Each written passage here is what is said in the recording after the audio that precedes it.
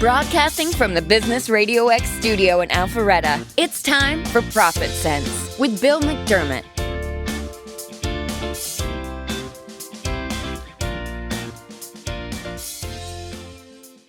Good morning. Welcome to ProfitSense. This podcast dives into the stories behind some of Atlanta's successful businesses and business owners and the professionals that advise them. We help local business leaders get the word out about the important work they're doing to serve their market, their community, and their profession, as well as discuss current issues that business owners are facing today across a wide variety of industries. I'm your host, Bill McDermott, and this show is presented by the Profitability Coach. When business owners want to increase their profitability, they often don't know where to start or what to do.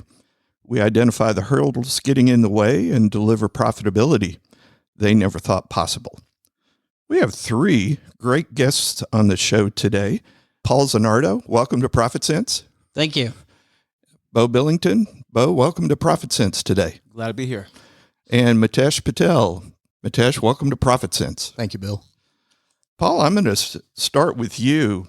Paul's CEO and founder of Zanardo Dezignz. His background is over 25 years in sales and marketing. And so, Paul, what I want to know, you've been in marketing for decades now. What's a common misconception in marketing? Thank you, Bill. I want to first start off with, I want you to forget everything that every marketer has ever told you. They're wrong. And what I mean by that is everyone's always pumping paid ads on social media or Google, pay-per-click campaigns. Those might work for a second. You might get a couple calls, but it's not going to be your best fit clients. You want your marketing strategy to be around organic growth and relational driven. You know, the paid ads don't offer any type of relational ads for you. We could probably spend an entire interview on that topic. I've got so many clients that are so frustrated with pay-per-click, Google AdWords. How do I rank? And it seems like the only companies that are getting rich out of that are the ones that are getting the payment. Yeah. I would love to delve into that, Right. but in the sense of time, let's talk a little bit. SEO. What is SEO? So SEO is the acronym Search Engine Optimization, and it's how your website ranks on search engines like Bing or Google, and it's also how your website ranks against your competitors. And so one of the things, I guess, in search engine optimization, that really covers a broad range of implementation strategies. Could you talk about one or two of those? Yeah, there's a lot of subsets among SEO, technical, local, on-page, off-page, but there's a part of SEO that's not often talked about, and that's online reputation management. We had a client, for instance, who had government clearance, and they were accused of a crime that they did not commit. And through a court of law, they were proven innocent, and we were able to go in to search engines and remove mugshots and remove articles like that. Then you've also seen maybe CEOs and their business online presence looks amazing. LinkedIn's real polished, but then you go to their personal Facebook page and they're a mess. People are looking at those things and they're not going to want to do business with you if your life is a mess. Yeah. In social media, just thinking about my own situation, I'm on Instagram. I have a Facebook page. I really don't post much. I've spent actually quite a bit of time on LinkedIn to make sure that is working. But I guess, what are some of the things that businesses don't often think about when considering search optimization? You want to be, going back to the paid ads, when you're searching for a business online, most everyone scrolls past those paid searches, those top results. Anybody can pay to be there. It doesn't mean you're a good company. So when you go to those first, results that are organic, you want to be in the top 3 and you want to appear on the map too. So that, just to your earlier point, talking about forget everything you've remembered, everything that because I talk to a lot of clients, number one weakness in growing firms is marketing. Absolutely. And so what I'm wondering is, how did we get it wrong? It goes back to the money factor. Big tech's not your friend. They want your money, and the algorithms are against you. It's the stories of people getting rich and famous from an algorithm are few and far between. Every once in a while, you might get those people posting their pictures of food on Instagram and get famous, do something on the Food Network, but that doesn't really happen. That's not real life.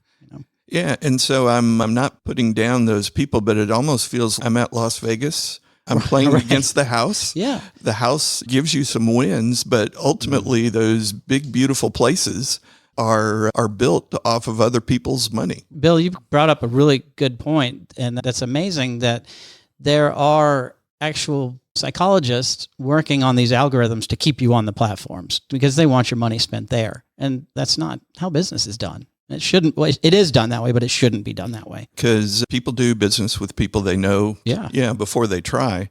And I think that concept that you're bringing to the table about marketing has to be relational. Yeah. And you can pay to play, but ultimately you want to be sure that who you're doing business with is an individual or a business worth doing business with. Yeah, you're absolutely right. Your business might be word of mouth, but once they hear about you, they're going to go search your online portfolio, your website, your social media profiles, Google business page, and all that needs to be in order and buttoned up. And we're talking today with Paul Zanardo, who's the CEO and founder of Zanardo Design. Working 25 years in sales and marketing, he turned his attention to entrepreneurship in the early 2000s. While studying website design and earning his degree in graphic design, he opened his LLC in the same year of 2015. Paul now owns an award-winning nationwide marketing communications agency with locations in Alpharetta and Lawrenceville. Paul, I want to switch the conversation now to WordPress.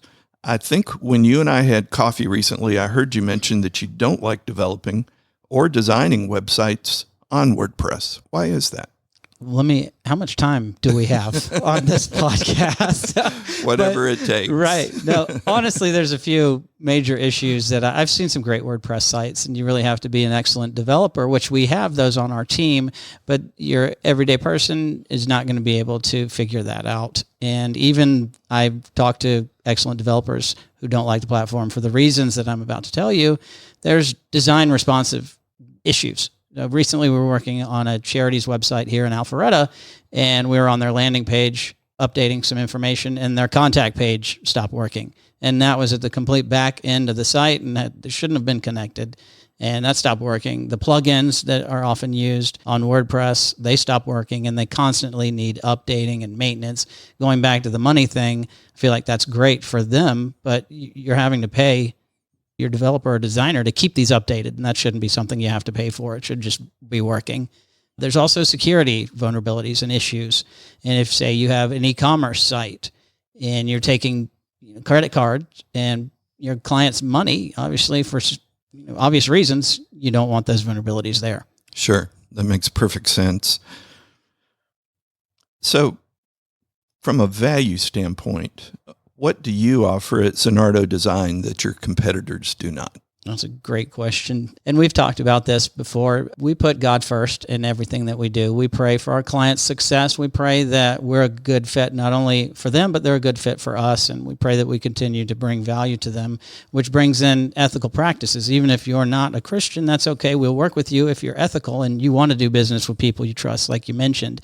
And working with a company, marketers get a bad rap. And being an ethical practice really helps, and our clients appreciate that. Yeah, because marketing is really about stewardship. Yes, at its core. It is. So one of the things that I know you've implemented is your company is able to fetch premium prices for your design and marketing services. So talk about how you have been able to successfully do that. And for our listeners, are there any key takeaways? Yeah.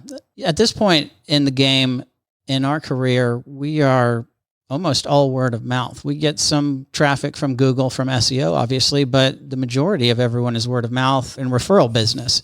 And people have told me from clients that they said, you've got to call Paul Zanardo. You have to call Zanardo Designs. They're the best. They're the experts. And businesses are willing to pay for the best. And that's the value. Yeah, and that's the relationship progression that we talked about earlier. And trust, try, and then refer. For sure. So, Paul, for our listeners out there that are struggling with SEO, pay-per-click, what's the best way for them to get in touch with you and your firm? Yeah. So you can connect with me on LinkedIn, Paul Zanardo. Our last name is spelled Zanardo. And you can go to our website at zanardodezignz.com, Zanardo, design spelled with Z's, Dezignz.com. Yeah, and one thing, if I remember correctly, you were recently awarded a Top Business of the Year award. Can you talk a little bit about that as well? Yeah, I was one Solopreneur of the Year through the Greater North Fulton Chamber of Commerce. And I didn't even know that I was entered in to win this, and it was just a real honor. And a mutual friend of ours, John Ray, actually called me to tell me the news. He found out before I did, and I thought he was joking. And I made an off comment, we're going to go to Disney World. I had no idea I'd actually won the award. So it was very humbling, and it was a big honor to win that. Got to give a big acceptance speech, and it was just amazing. Yeah, I had to mention it because I knew you wouldn't bring it up. But thank you. Just a real testimony to the not only the quality of the work that you do, but your practices and who you are as a person. So congratulations, and thanks for coming on ProfitSense today. Thank you so much for having me. Thank you for the kind words as well. We're going to now talk with Beau Billington, the free agent. Beau's the founder of the Free Agent, a full-time and fractional search firm immersed in the strategic layer of the gig economy. So, Beau, I just want to crank us off here. Talk a little bit about what is a fractional executive and why are they useful to companies? Sure thing. And first and foremost, thanks for having me on, Bill. We really appreciate the time. So we've been in business for a better part of 7.5 years, which is crazy. It's absolutely just flown by. The original concept of the company, The Free Agent, was around interim and fractional support. I'll talk about that in a second here. But candidly, we're a bit early when we first started out. And so we needed to incorporate full-time search into our business just as an added revenue stream. To talk about fractional, and I do feel like that has really become a buzzword in the last 2 years. Yeah, I would agree. For better or for worse, right? In fact, we're actually starting to use our company's name, The Free Agent, instead of fractional, just to differentiate and create a little bit of space. But there's many use cases for fractional, and essentially you're hiring an expert for a fraction of their time. In the good old days, you'd hire somebody full-time, they'd perform their task, punch a clock, go home. Most recently, fractionals have allowed companies access to executive level talent, but at a fraction of the cost. So that's it. And those are the cliff notes. Yeah. Just a fascinating concept. So talk a little bit about the origin story of the Free Agent and how did you determine there was a need?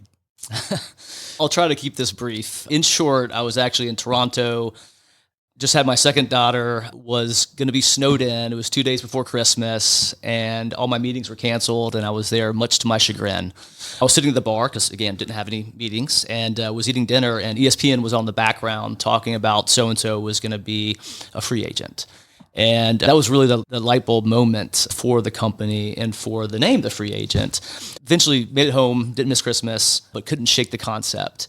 And originally, I myself wanted to be a quote-unquote free agent, working for a couple different companies over the course of a year, but ultimately maximizing my time and recreating some balance in my life with work-life balance. Sure. About 6 months in, I realized that I had zero interest in actually consulting myself, and that my superpower was really around connecting people and companies. And so essentially built a business around that, where right now, as the free agent, we're essentially an intermediary between companies and the experts that they need the most, be it on a full-time or fractional basis.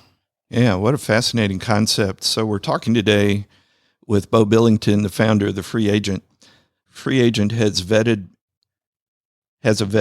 bench of executive leaders with backgrounds in sales, marketing, technology, and finance that are available on a fractional, interim, or full-time basis. The Free Agent works across a multitude of industries and disciplines with a keen focus on technology companies with revenues ranging from 5 to 50 million.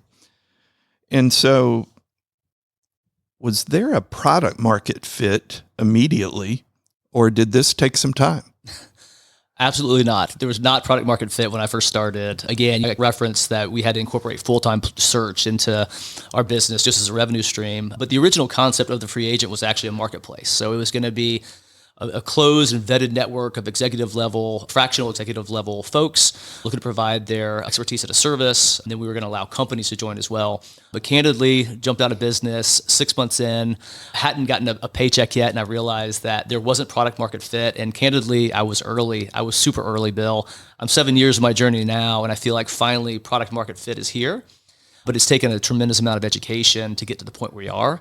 And what's funny is now, again, 7.5 years in, we're actually re-rolling out a marketplace. I hope to launch in the next 3 to 4 weeks. This will be our 5th iteration, but finally I feel the timing is primed for a marketplace, but then also the fractional revolution. I know that's so part of my own story. When I first started the Profitability Coach 15 years ago, honestly, I didn't get it right to start either. We were in the height of the Great Recession.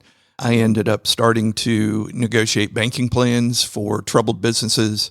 That then pivoted. I do remember reading the book, The Lean Startup, and how to know if and when you need to do a pivot.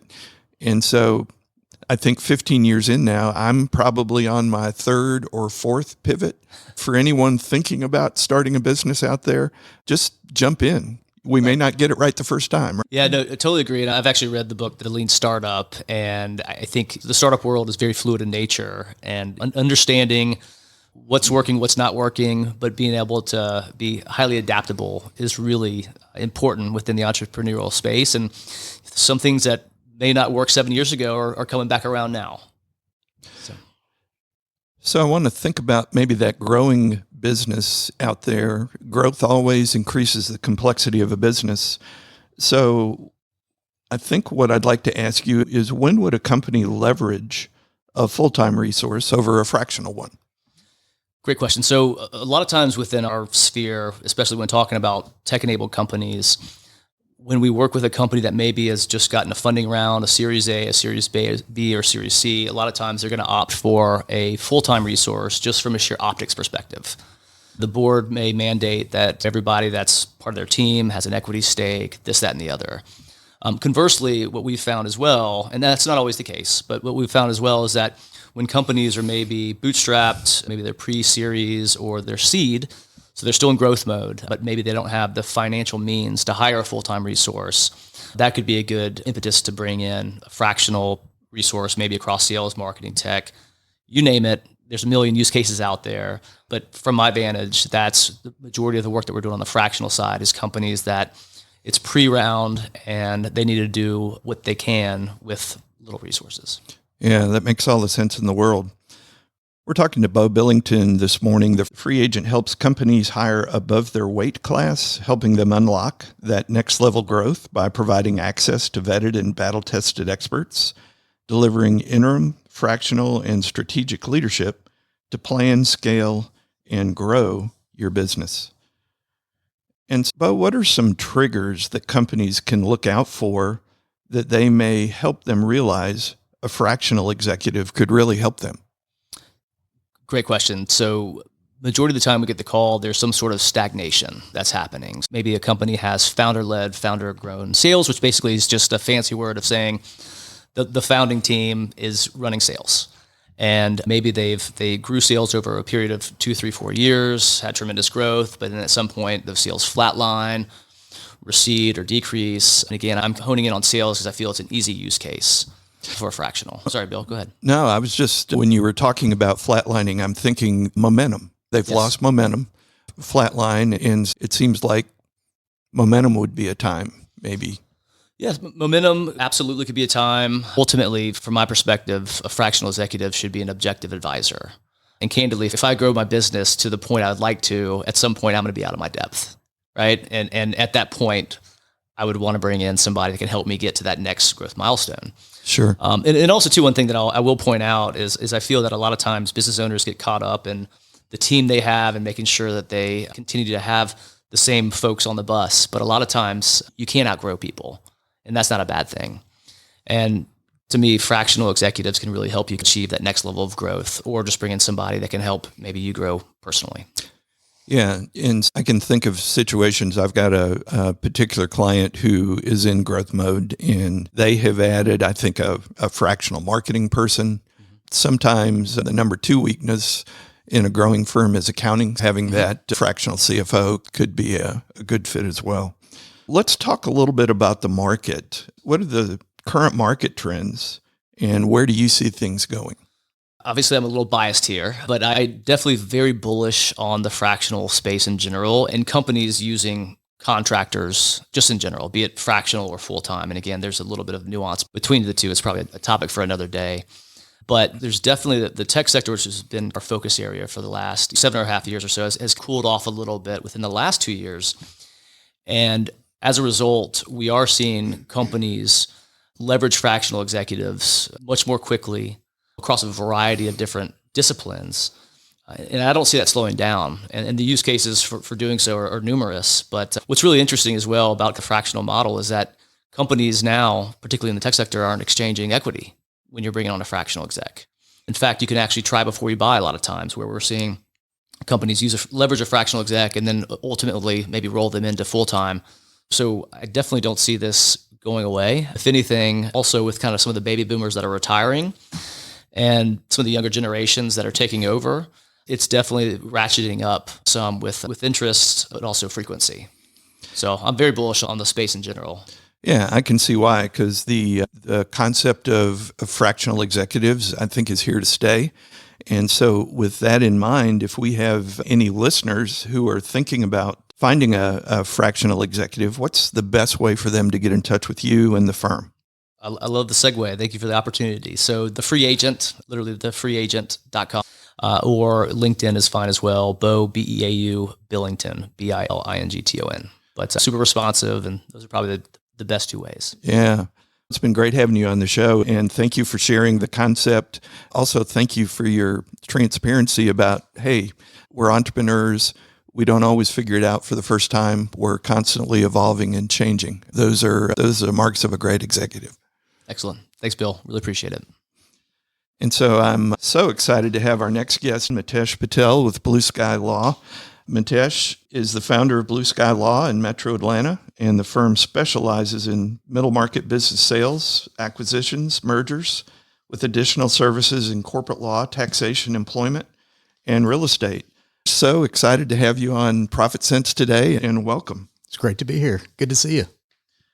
And so the baby boomers are exiting in droves. All business owners actually will ultimately exit their business, whether it's on their terms or not. When should a business owner start thinking about their exit, and what should they do to prepare for that exit? Absolutely. Great question. You're going to hear different things on different timelines on that question, but I feel that 2 to 3 years out is adequate. It's a good time to start looking at your house. And I love using that analogy of a home, or sometimes even a car, but I think a home is a little bit better, right? If you're going to go sell your home, you want to make sure that it looks nice, right? That everything is working. You want the hedges trimmed. You want the interior and exterior walls painted. You want to fix all the things that are broken. And for anyone that has sold a home, that if you're going to go down that path, it takes some time to get those things in order. And I feel like a business is much more complex than that. And so do you have to do those things? No, you don't have to. But most business owners want to maximize value, which is code word for put the most money in their pocket as possible when they exit. And so if that is one of your goals, then you should start planning early, because that prep takes time. One of the other points I would make here is a lot of people go, well, just start once we are really serious about selling, and when we're about ready to put it on the market. And I think a lot of business owners don't realize that process of actually hitting the market, finding a buyer, going through the legal process, and closing can take up to a year in and of itself. So if you wait till just a year out, right when you're starting that process, you might get caught with your proverbial pants down, so to speak. And will you sell? Sure. Are you going to maximize value? Probably not. Yeah. So I love your analogy about the house. So I have a daughter who's in the real estate business. She says, kitchens and bathrooms are what sell houses. And so to get the maximum value, I think in the business arena, certainly having a team put together to actually get a business ready for sale. And so I would hold up that the accountant and the M&A attorney play a huge role in that process. Yeah, absolutely. I feel like a deal team, so to speak, should be comprised of, at a minimum, those two types of professionals. I also feel like a valuation expert is important, wealth manager and planner working personally with the owner. I think that's very important. And sometimes even a standalone tax strategist. I always feel like that is somebody that needs to be part of the process. And then maybe even ultimately a trust and estates expert as well.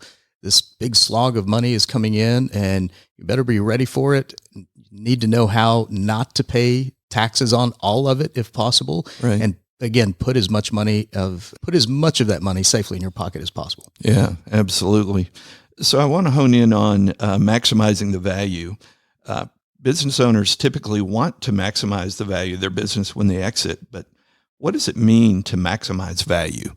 And I guess a follow-up to that, what are the 5 main things a business owner can do to maximize the money that they do put in their pocket at exit? Yeah, absolutely. I think that maximizing value is different for different business owners. And this is another reason why it's so important to start thinking early and planning early. And what I mean by that is that some business owners, their primary goal is to ensure that all of their employees continue to have a job. Others want to see their legacy continue and the company name to continue. But the vast majority of business owners, when we talk about maximizing value, they want to put more money in their pocket. They want to be able to see the fruits of all of their years of hard work and labor come to fruition. Yeah, no question. We're talking to Mitesh Patel this morning, founder and principal of Blue Sky Law.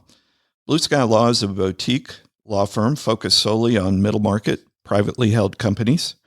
Blue Sky Law is armed with experienced attorneys from diverse work backgrounds, and its specialties include mergers and acquisitions, employment disputes and counseling, corporate law, business disputes, contract disputes, general litigation, and real estate transactions and disputes. Mitesh, a lot of companies are blessed with explosive growth, and they often have issues properly handling that growth. A legal audit is a tool these companies can use to ensure they are where they need to be when it comes to legal-related matters on taxation, employment, contract law, and collections. So what is a legal audit, and how do you know if you need one? So a legal audit is essentially a health checkup for a company, specifically looking at those things on the more toward the legal side of what is running a business. So we go in and we essentially start picking apart from an operational administrative side what a company has behind the scenes. So essentially we're talking about things like accounting, tax, human resources, their operations, their contracts, and we start a deep dive of going, hey, how healthy is your company? Are you in the green, the yellow, or the red when it comes to these topics? Are there areas where you should prioritize and fix things first over others? And we work solely with privately held middle market businesses. And so we have the great advantage and benefit of daily talking one-on-one with CEOs, getting a chance to see what's behind the curtain, so to speak. And we continue to see certain themes and certain issues rising to the top. But often these are things that are really not on the radar of the business owner because they are focused on running their company, maximizing, again, money, profits, etc. But really, if you're going to go sell your company, if you want it to live for the long run, you need to make sure that all these little areas are shored up. So a legal audit will give you a preview of that. And I didn't answer the previous question, those 5 areas of maximizing value when you go to sell.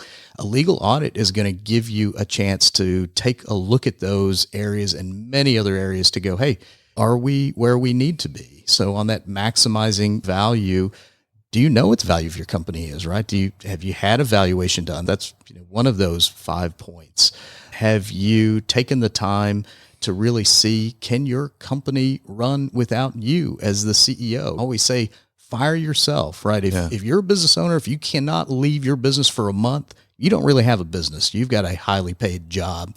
It could be super highly paid, right? But if you can't take that time away from your business to enjoy life and the other things that are important for you, then you do need to question, hey, how is this thing going to keep on running if I'm not here or if somebody else steps in to buy this, right? They don't want to buy you. They might for a little while, but what they're looking for is how can I keep this thing going, for the long run? The third point, drive things to the bottom line. As business owners, we're so lucky to get a chance to manipulate things when it comes to our finances and our taxes. And I'm not talking about doing anything illegal, right? These are things that are built into the law, but they definitely benefit business owners. But some of those things cut and take away from the profitability and bottom line of a company. And when you're going to sell that company and show it to somebody else, you don't want that bottom line to look weak. You want it to look as absolutely strong as possible. And this is a little counterintuitive to the whole, let's, again, I'm using this term lightly, but gaming the system a little bit. You really want to make sure that your company looks as strong as possible. And sometimes that does mean that, hey, you may have to cut back on some of your little personal benefits that you're taking. Fourth point, you want to make sure your products and services are really locked up, right? That they cannot be stolen from you, that your service providers on your team, your management team, can't walk off scot-free with client lists, confidential information, client relationships, etc.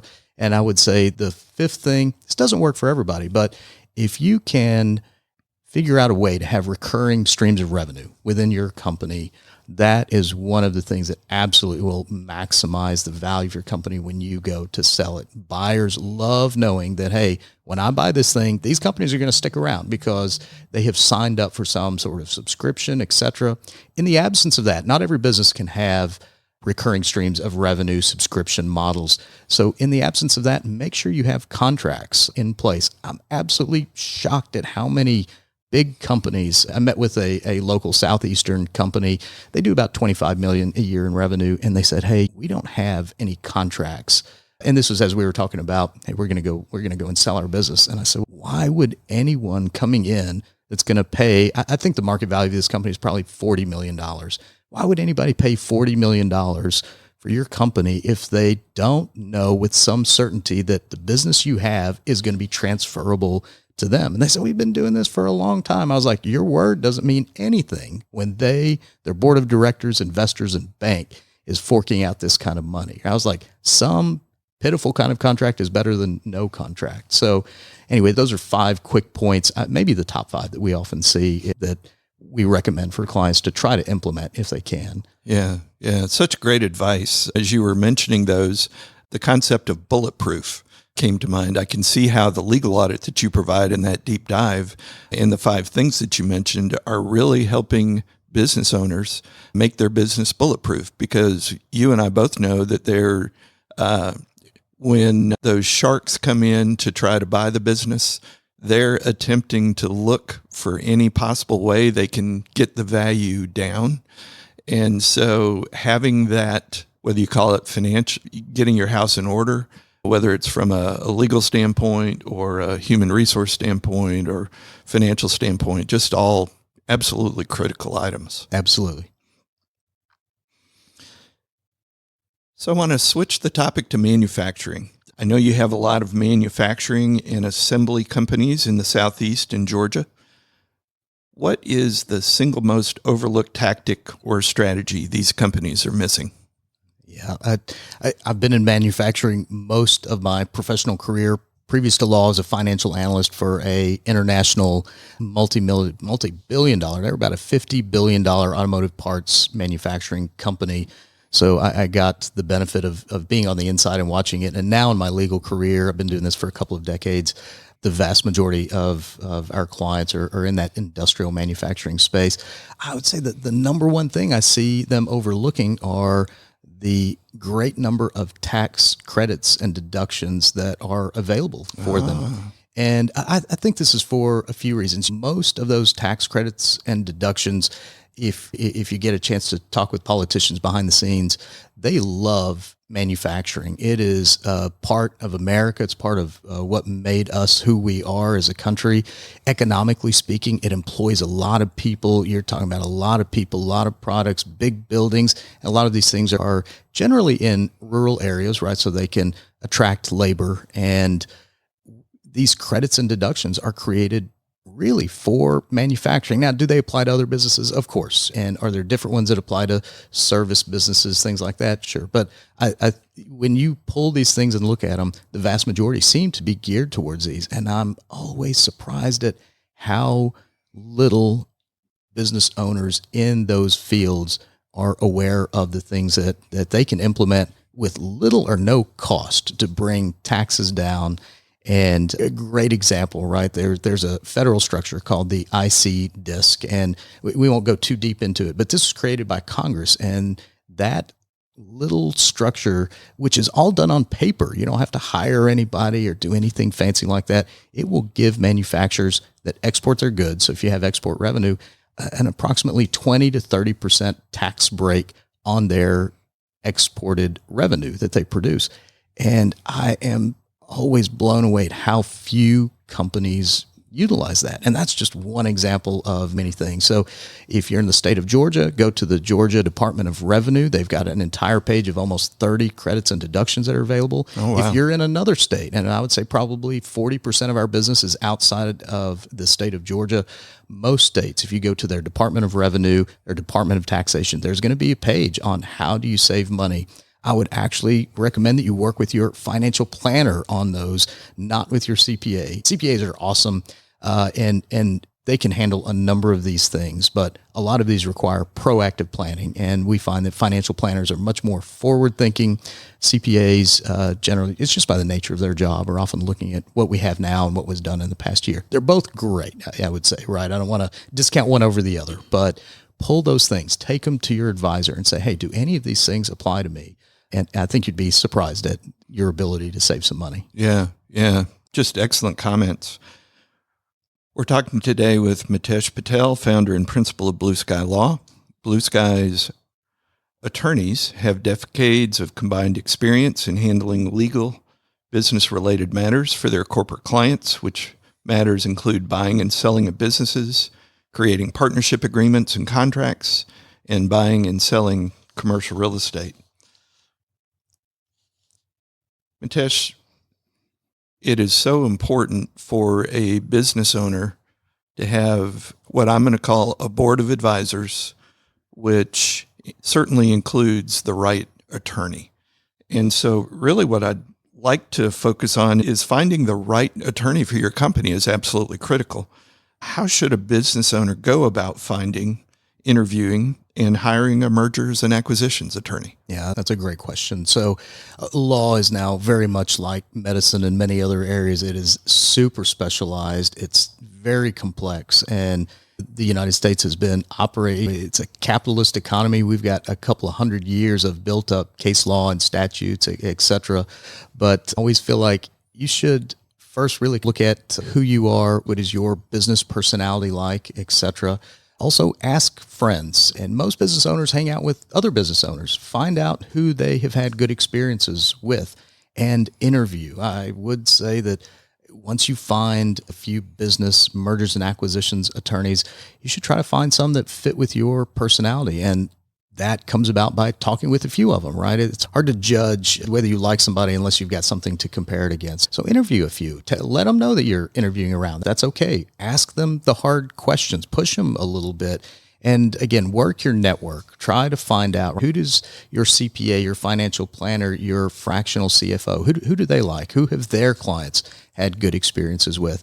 I do think that there's also some matching that needs to be done based on the size of the company and their revenues and the type of firm. So don't ignore that. And it's okay to ask about fees and size of firm. Legal services are not inexpensive. So knowing that going into it, and everybody knows that, right? They always talk about how expensive legal services are, and it's true.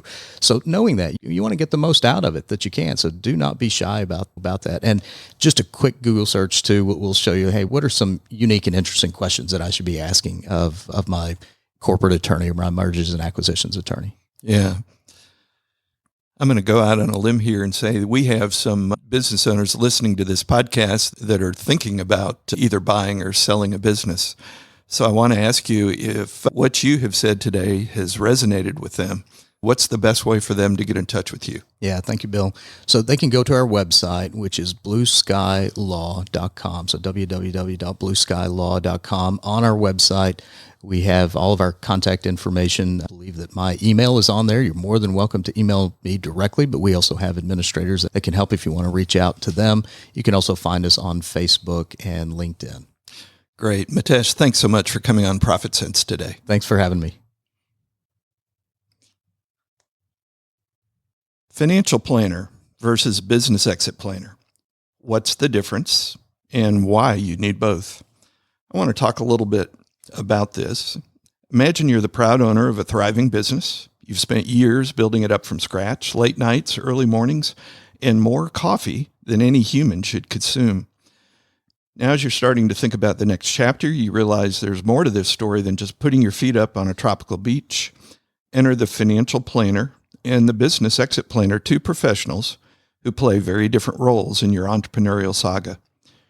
Your financial planner is like Dr. Watson, Sherlock Holmes' sidekick, steady, reliable, and keeping everything in order while you solve the mysteries of your business. But when it's time for a big complex sale like selling your business, you bring in the business exit planner, the Sherlock Holmes of the operation, to crack the case and get you the best deal. Here's some positives and drawbacks for each. The financial planner, they see the big picture and all aspects of your financial life, not just the business. They help with your personal goals, everything from retirement to that dream vacation. And they're with you for the long haul, adjusting your plan as life changes. However, while they're great with personal finance, they may not be as sharp on the business side. They have a wide range of knowledge and skills, but they may lack depth in complex areas like business exits. The business exit planner. They know the ins and outs of selling a business, can maximize its value. They have focused expertise, meaning they're laser focused on your exit strategy and help keep you from leaving money on the table. They help you craft a plan tailored specifically to your business, timing, and goals. On the flip side, they have a more narrow scope, meaning they're all about the business exit and less about your overall financial health. Lastly, timing is key. A business exit planner is useful when you're ready to exit, but not much help before that. It's all about knowing when to call in the right expert. Your financial planner is essential for keeping your financial house in order throughout your business journey, but when it's time to sell, the business exit planner ensures you leave on top. In our story, using both advisors meant the business owner didn't just retire to that tropical beach, they bought it. If you want to keep up with the latest in pro-business news, follow us on LinkedIn and Instagram at The Profitability Coach.